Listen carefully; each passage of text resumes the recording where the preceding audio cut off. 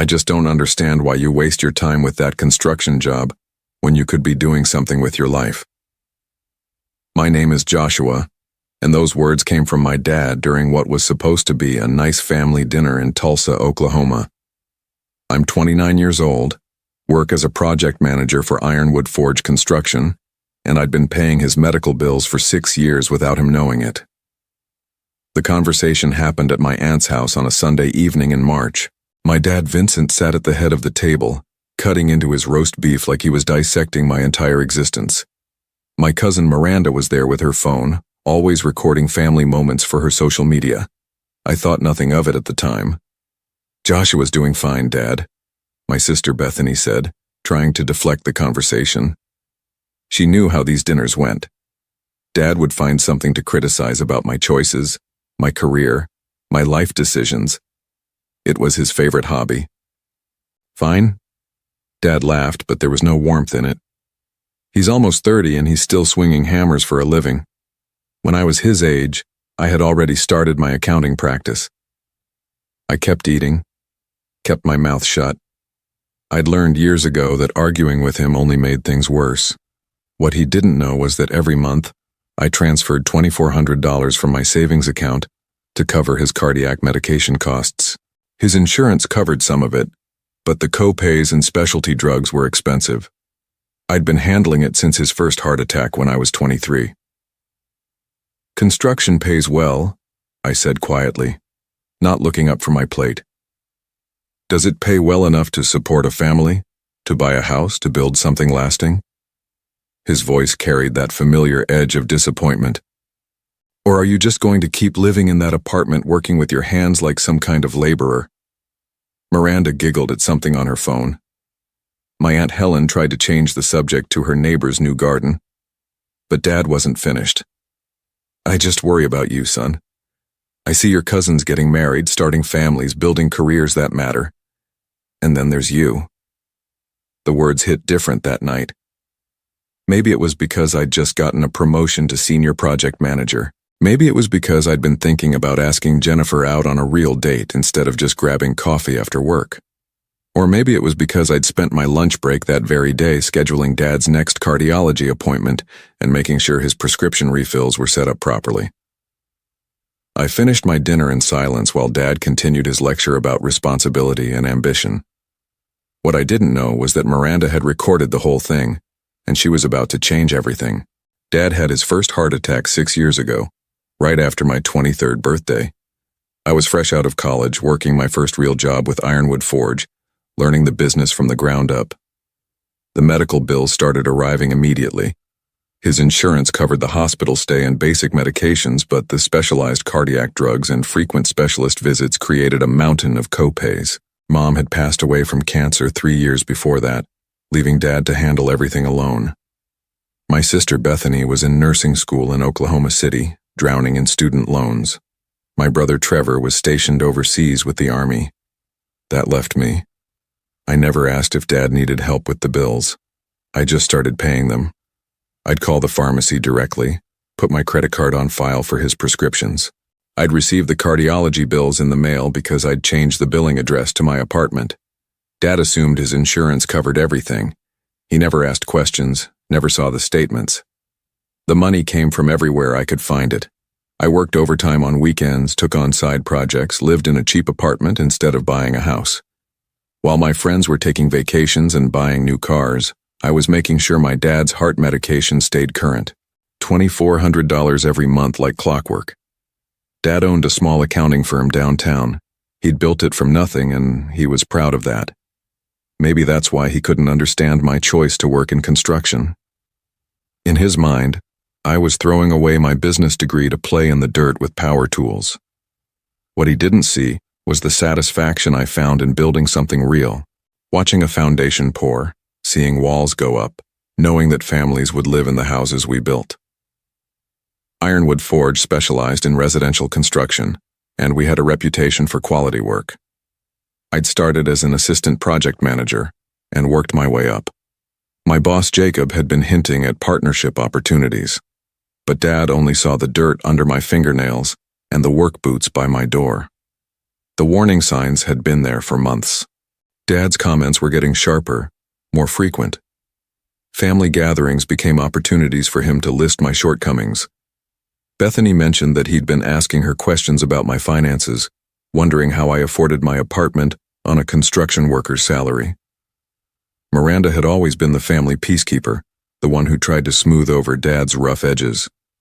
She was 26, worked as a marketing coordinator, and had a way of deflecting tension with humor or distraction. I trusted her. She'd grown up more like a sister than a cousin since her mom Helen and my mom were best friends. That trust was about to pay off in ways I never expected. The text message from Miranda came 3 days after the dinner. Just a simple, "Call me when you get a chance. Important." I was on a job site in Broken Arrow reviewing electrical plans with our foreman when my phone buzzed. I called her back during my lunch break, sitting in my truck with the windows down and the Oklahoma heat pressing in around me. "I need to show you something," she said without preamble. "Can you come by my apartment after work?" Her voice had an edge I wasn't used to hearing. Miranda was usually lighthearted, quick to laugh. This was different. I drove to her place in Midtown Tulsa, a converted warehouse with exposed brick walls and high ceilings. She answered the door with her laptop already open, her face serious. "Sit down," she said, gesturing to her couch. "I recorded Sunday dinner. I was making a video for Instagram, just family stuff, you know. But I caught something you need to hear." She clicked play on a video file. I could see the dinner table, hear the familiar voices of our family. Then Dad's voice, clear as day. "I just don't understand how anyone can be such a hopeless loser at 29 years old. Joshua's going nowhere fast and he's too stubborn to admit it." The words that followed were worse. Dad talked about how I was wasting my life, how I'd never amount to anything, how he was embarrassed to tell people what his son did for work. He called me useless and said I was a disappointment to the family name. I'd been at the table, I'd heard some of it, but hearing it played back, recorded with that casual cruelty in his voice, hit different. This wasn't frustration or concern. This was contempt. "There's more," Miranda said quietly. She fast-forwarded to another section where Dad was talking to Uncle Robert about family finances. "At least my medical bills aren't a burden on anyone.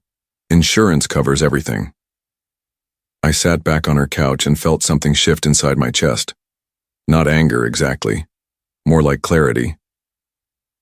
"How long have you been paying his bills?" Miranda asked. 6 years. She closed the laptop and looked at me with something like fury in her eyes. "Joshua, that's not right. What he said about you, what he thinks about your life, and you've been supporting him this whole time." I drove home in silence, thinking about $2,400 a month for 72 months. Thinking about the vacations I hadn't taken, the house I hadn't bought, the life I'd put on hold. Thinking about Dad sitting at that dinner table, calling me a hopeless loser while I paid for the medication that kept his heart beating. By the time I reached my apartment, I knew what I had to do. I didn't make any sudden moves. That wasn't my style, and it wouldn't accomplish what I needed to accomplish. Instead, I spent the next week documenting everything. Bank statements, pharmacy receipts, cardiology bills, insurance explanations of benefits.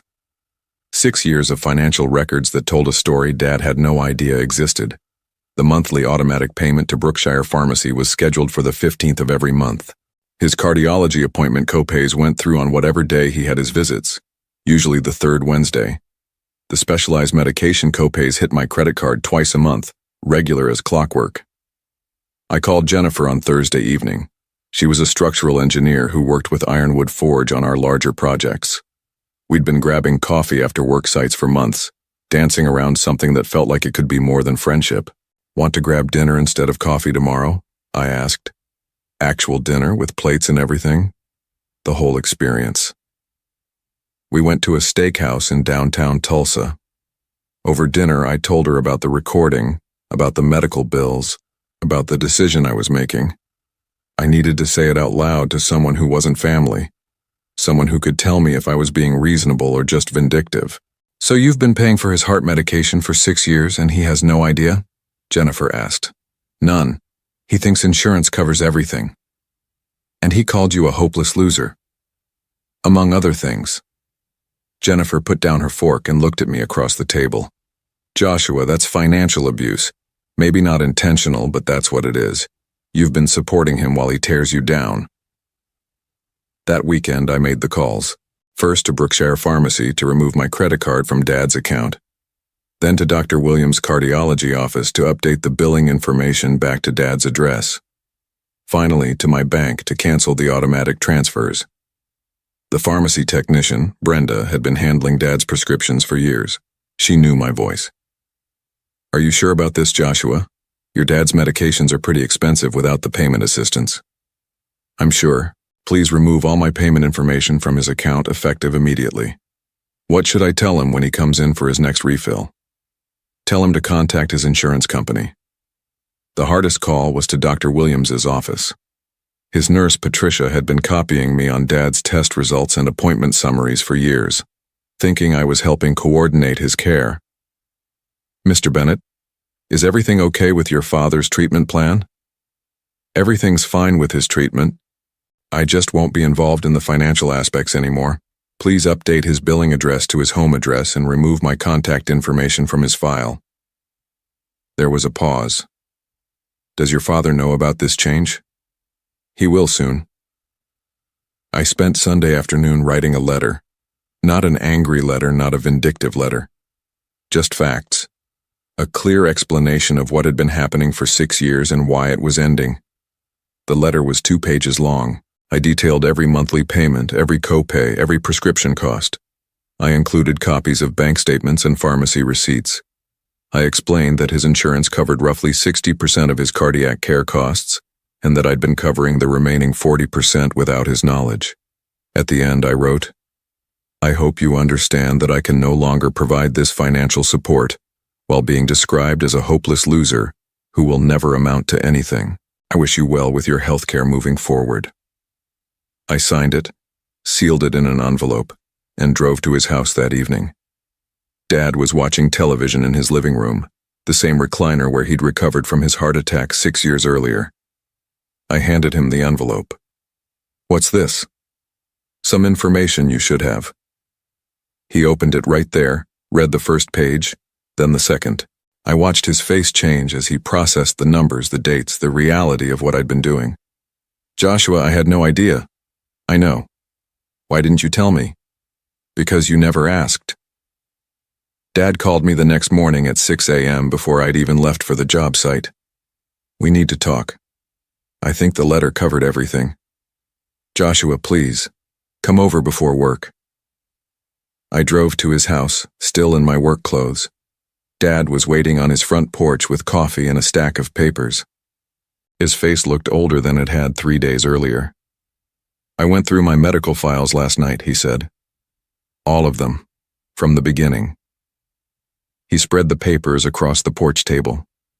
Insurance statements, pharmacy receipts, billing notices. Most of them had my name or my address somewhere in the documentation. I found this in my filing cabinet, he said, holding up a letter from his insurance company. It was dated 4 years earlier, explaining that his cardiac medications had exceeded his annual prescription benefit limit and that he would be responsible for copays moving forward. I never opened it. I sat down across from him and waited. There are dozens of these letters, bills, notices, explanations of benefits. I just assumed everything was handled automatically. He looked up at me with something I'd never seen in his eyes before. How much money are we talking about total? I'd done the math Sunday night after writing the letter. About $173,000. The number hit him like a physical blow. He sat back in his chair and stared out at his front yard, where Mom's roses were starting to bloom. $173,000, give or take. And I called you a hopeless loser. You did. Dad was quiet for a long time. Then he started talking, and what came out surprised me. Your mother handled all the medical bills when she was sick, all the insurance calls, all the paperwork, all the fighting with the companies. When she died, I just couldn't face it anymore. I threw the medical mail in a box and hoped it would sort itself out. He pulled out another paper, This one from his bank. I've been wondering for years how my checking account stayed so stable.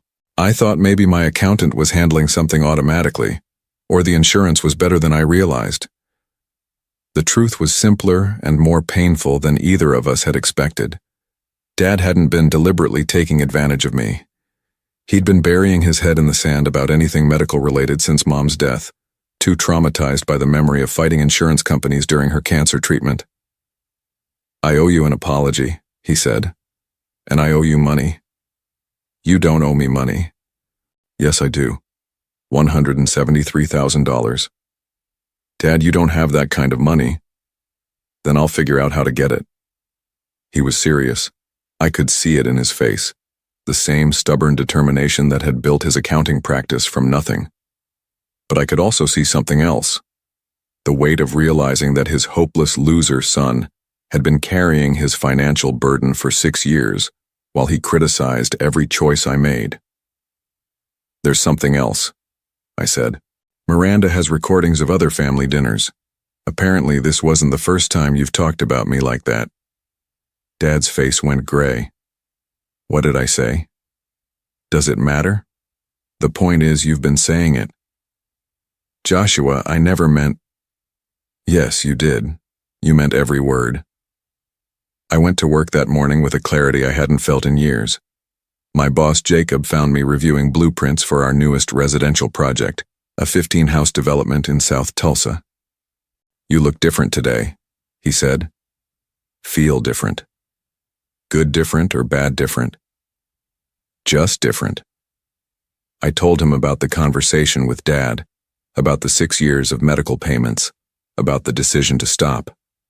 Jacob listened without interrupting, occasionally nodding or shaking his head. "So what now?" he asked when I finished. "Now I figure out what to do with an extra $2,400 a month." Jacob smiled. "I might have some ideas about that." We talked for an hour about the partnership opportunity he'd mentioned before. Ironwood Forge was expanding, taking on commercial projects in addition to residential. They needed someone to manage the new division, someone with a business degree and construction experience, someone like me. "The partnership buy-in is usually around $200,000, Jacob said, "but we could structure it as sweat equity plus monthly payments over 3 years. $2,400 a month for 3 years was $86,400. Add the money I'd been saving for a house down payment, and the partnership was within reach." That evening, I opened a new investment account and set up automatic transfers. The same amount that had been going to Dad's medical bills would now go toward my own future. The irony wasn't lost on me. Jennifer and I had dinner again on Wednesday, this time at her apartment where she cooked, and I told her about the partnership opportunity. "So you're going from paying for your dad's heart medication to buying into a construction company." "Looks that way." "How does that feel?" "Like I'm finally making decisions for myself instead of just reacting to everyone else's needs." My phone rang while we were cleaning dishes, Dad's name on the screen. "I've been thinking about what you said," he told me. "About the recordings, about the things I've said. I want to make this right." "How?" "I'm calling a family meeting. Sunday dinner at Helen's house again. Everyone who was there last week." "Dad, you don't need to." "Yes, I do. And I want you to bring that recording." Sunday came faster than I expected. The same dining room, the same people, but everything felt different. Dad had asked Helen to set up her laptop to record the conversation. Miranda sat across from me with her phone, ready to play the original recording. "Before we eat," Dad said, standing at the head of the table, "I need to say something to everyone here, especially to Joshua." He told them everything. The medical bills, the money, the 6 years of support I'd provided without his knowledge. He played Miranda's recording of his comments about me being a hopeless loser. Then he said something I'd never heard from him before. I was wrong. Not just about the money, though that's part of it. I was wrong about Joshua's choices, about his work, about his life. I let my own fears and disappointments turn into criticism of a son who has been more responsible and caring than I ever gave him credit for. The room was quiet. Bethany was crying. Uncle Robert was staring at his plate. Miranda was recording everything. I don't know how to repay him, Dad continued. I don't know how to make up for 6 years of taking his support for granted while tearing him down, but I'm going to try. Dad's first medical bill without my support arrived on the 23rd of the month. $2,418. He called me that evening. The pharmacy says my insurance doesn't cover the full cost of my medications anymore. It never did. But I thought, you thought wrong. The bills kept coming. Cardiology copays, prescription costs, specialist fees. Everything I'd been quietly handling for 6 years suddenly became Dad's responsibility. His checking account, which had seemed mysteriously stable for so long, started dropping fast. By the end of the first month, Dad owed over $4,000 in medical expenses. He called Bethany, asking if she could help with the costs. Then Trevor, who was now stationed in Germany. Then Uncle Robert. I don't understand, Bethany told him during one of these calls. I thought your insurance covered everything. So did I. Miranda, who had been quietly sharing the family dinner recordings with our cousins, finally played them the audio of Dad calling me a hopeless loser while I'd been paying his bills. The family group chat went silent for 3 days. When Trevor called Dad from Germany, he was direct. You called Joshua a hopeless loser while he was paying for your heart medication? I didn't know he was paying for anything. That's not the point, Dad. The point is how you talked about him. Dr. Williams's office called me in early May asking if there had been a mistake with the billing changes. Dad had missed 2 cardiology appointments because he couldn't afford the copays. No mistake, I told Patricia. Please coordinate his care directly with him moving forward. 3 weeks later, Dad sold his house. Dad moved into a smaller place, a townhouse near downtown Tulsa that cost half what his old mortgage had been. The equity from the house sale covered his outstanding medical bills and created a fund for future expenses. I signed the partnership agreement with Ironwood Forge in June. Jacob and I celebrated with beer and barbecue at a restaurant overlooking the Arkansas River. Jennifer was there, along with our project foreman and his wife. It felt good to celebrate something that was entirely mine. To Joshua, Jacob said, raising his beer, partner, friend, and the hardest working man I know. Dad started calling me once a week, usually on Sunday evenings, not to ask for money or help, just to talk. About work, about his new townhouse, about small things that didn't carry the weight of disappointment or criticism. I'm proud of you, he said during one of these calls in late summer. The partnership, the business you're building. I should have said that years ago. You should have. I know. Miranda showed me another recording from a recent family dinner. This one was Dad talking to Uncle Robert about my construction company, about the commercial projects we were taking on, about how smart and capable his son was. His voice carried the same pride he used to reserve for other people's children. Bethany graduated nursing school and got a job at St. Francis Hospital. Trevor was promoted to sergeant. Our family dinners became smaller, quieter affairs where people talked about their own lives instead of criticizing each other's choices. I kept the extra $2,400 a month flowing into investments and business growth. By Christmas, my savings account looked better than it had in 6 years. Sometimes the best revenge is just living well enough that you don't need to prove anything to anyone anymore. In the months that followed, Dad's harsh words eventually caught up with him in ways beyond the financial burden. Word spread through his professional network about how he had unknowingly criticized the son, who had been supporting him for years. Several longtime clients quietly took their business elsewhere, uncomfortable with his lack of awareness about his own family dynamics. His accounting practice, which had been his source of pride, began to struggle as his reputation for family responsibility came into question. Meanwhile, I found peace in knowing that sometimes the strongest response to betrayal is simply stepping back and letting people face the natural consequences of their choices.